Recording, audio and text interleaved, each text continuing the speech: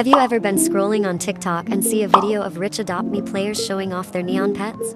Well, today I'm going to show you how to become a pro grinder so you can have your dream pets in no time. As you can see, I am in fact a new YouTuber and this is my first video, so if you enjoy, please consider subscribing for more content. But I won't drag this intro out any further. Let's get into it.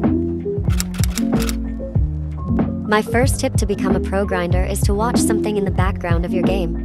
Some examples of this would be to watch a movie, show, or even another YouTuber. Personally, if you decide to watch a movie or show, I would recommend rewatching something, not starting a new show. The reason I would do this is because if I decided to start a new show while grinding in Adopt Me, I 100% would stop paying attention to the game and only watch the show. Just me. Okay? Anyways, if you decide to watch a YouTuber, you might be thinking, well, that means I would obviously watch Adopt Me YouTubers. Which is definitely a good option considering that there are plenty of grinding videos to watch and you will stay focused.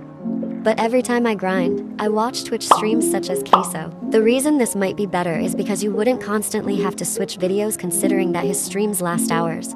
Anyways, I'm sure y'all get the point. But this is one of the only reasons I can grind for hours on this game. Let's move on to tip number 2.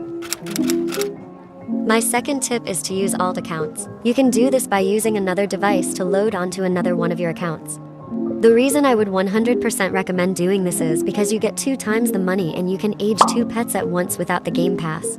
And if you want, you can buy the Game Pass on your accounts and then raise 4 pets at once and get 4 times the money. But if you don't have access to another device, you can turn your main account into a baby and get 2 times the money you would normally get. This makes grinding so much faster and way more efficient. You also will get more tasks, so you won't be standing around as much. I also have a little bonus tip. Give 4 pets you want to become neon to your alt so you can use their pet pen. This would mean you can raise 2 pets, and then 8 extra pets using you and your alt's pet pens. Let's go on to my next tip. My next tip is to use age up potions. There are a few ways to get these, one of them being using lures. To keep it simple, they basically just give you free items every 4 hours. I'm pretty sure if you don't have one, a task will appear on your task board showing you how to get one. This is the main reason lures are so helpful. You don't even have to do anything to get the potions. There's also another way to get age up potions. This is by improving your friendship level with a full-grown pet. How you do this is that you need a full-grown pet, and when you equip them you will see a friendship bar on top of their head. If I'm correct, I believe that it's around 30 tasks to age your friendship bar up. Which you might be asking, Sienna, why would I not just age up the actual pet I wanted to become neon? And this is a valid question. If you have all for pets, then you should obviously age them up instead. But if you don't have all for pets, then you can basically get a head start on aging them. I'm going to put a chart on the screen showing how many age up potions you need for each type of pet.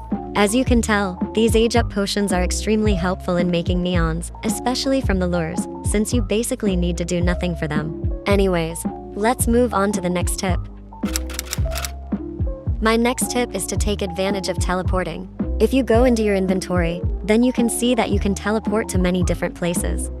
So if you need to go to the salon or pizza shop, teleport to the car dealership. If you need to go to the hospital or school, teleport to the gift display. And if you need to go to the beach, teleport to the petware shop. Teleporting makes tasks way easier and efficient, which is why this is so important. This also helps the people who don't have the premium plots Game Pass get to certain places faster. But there are a few tasks that there are really no places around it to teleport to, which leads me to my next tip. My next tip is to get a grappling hook. You can get these by trading or opening gifts. As you can see, you get around a lot quicker than any type of vehicle. And this is especially helpful for the camping task, because I think that it is really far from anywhere you can teleport to. Honestly, grappling hooks are game-changing and they make Adopt Me so much more enjoyable. My next tip is to make a grinding house. These are basically just houses with one small room which has everything you need.